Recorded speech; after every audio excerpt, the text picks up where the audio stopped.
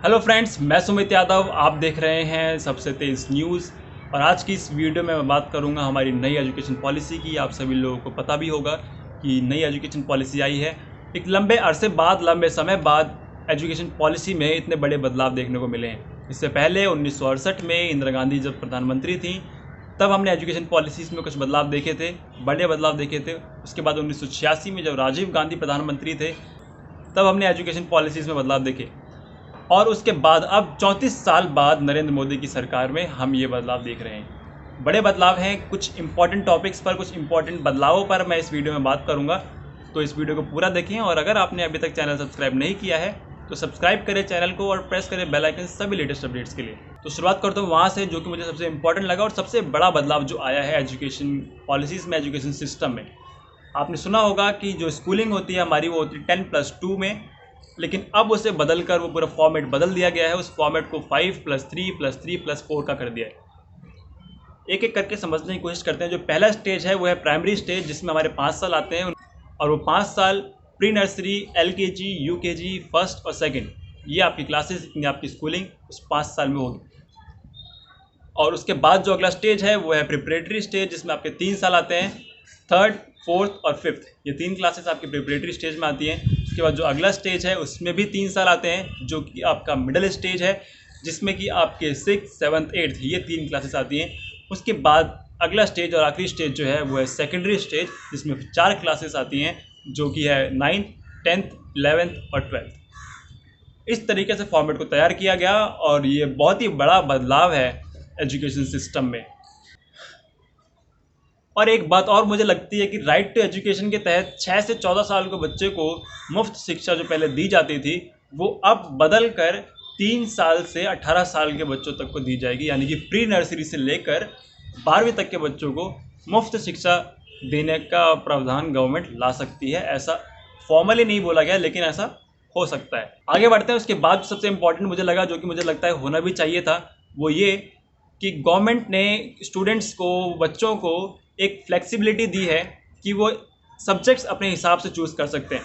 10वीं के बाद, 10th के बाद बच्चों को अपनी स्ट्रीम चूज़ करनी होती थी, आर्ट्स, कॉमर्स या साइंस, और उसमें जो सब्जेक्ट्स हैं उन्हें पढ़ने होते थे।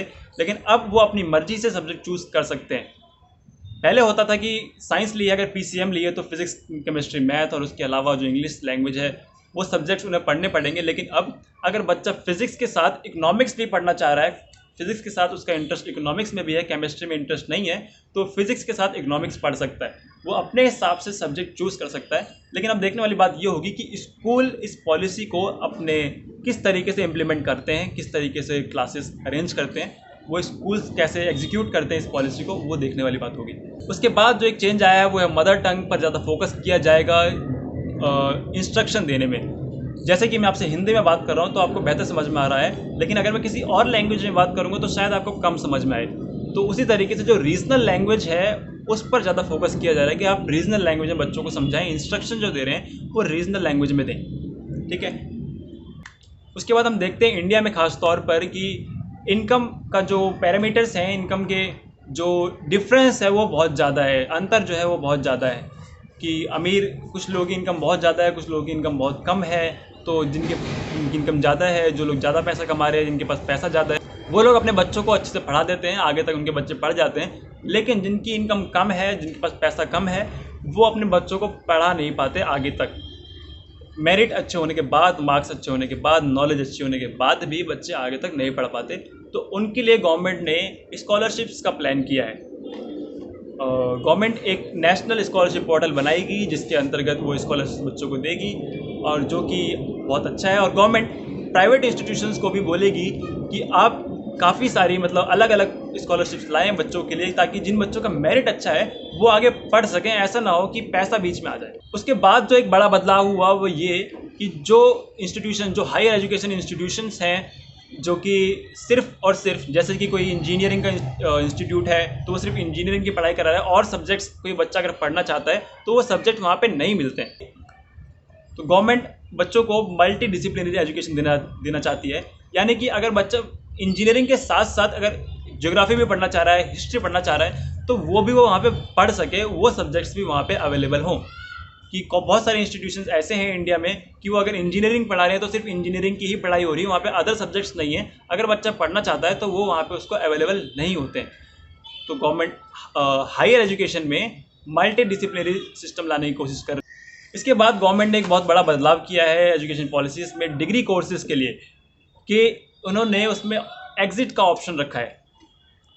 किसी कारण की वजह से अगर बच्चा पढ़ रहा है और 1 साल बाद अगर वो पढ़ाई छोड़ देता है तो भी उसको सर्टिफिकेट मिलेगा, और अगर वापस आता है तो उसको वहीं से कंटिन्यू करना पड़ेगा। ऐसा नहीं है कि आपने 1 साल पढ़ाई करी, अब आपने छोड़ दिया, अब वापस आए तो आपको दोबारा शुरू से स्टार्ट करना है। अब ऐसा नहीं होगा। आपकी फर्स्ट ईयर की पढ़ाई खत्म हो चुकी है, आप सेकेंड ईयर से स्टार्ट कर सकते हैं। और भी गवर्नमेंट ने इसमें चेंज, अगर बच्चा 1 साल के बाद पढ़ाई छोड़ देता है तो भी उसको सर्टिफिकेट मिलेगा। अगर 2 साल के बाद पढ़ाई छोड़ता है तो उसको डिप्लोमा मिलेगा। अगर 3 साल के बाद पढ़ाई छोड़ता है तो उसको डिग्री मिल जाएगी, 3 साल की डिग्री। और गवर्नमेंट ने ये भी एक और बदलाव किया है इसमें कि एजुकेशन जो ग्रेजुएशन कोर्स है वो 3 साल से बढ़ाकर 4 साल कर दिया है। 3 साल की आपकी एकेडमिक क्लासेस, आपके एकेडमिक कोर्स, और उसके बाद 1 साल आपको रिसर्च पर ध्यान दिया जाएगा, यानी कि प्रैक्टिकल नॉलेज पर ध्यान दिया जाएगा। ऐसा ना हो कि आपने एकेडमिक्स करते करते आपको प्रैक्टिकल नॉलेज का ज्ञान ही नहीं हुआ।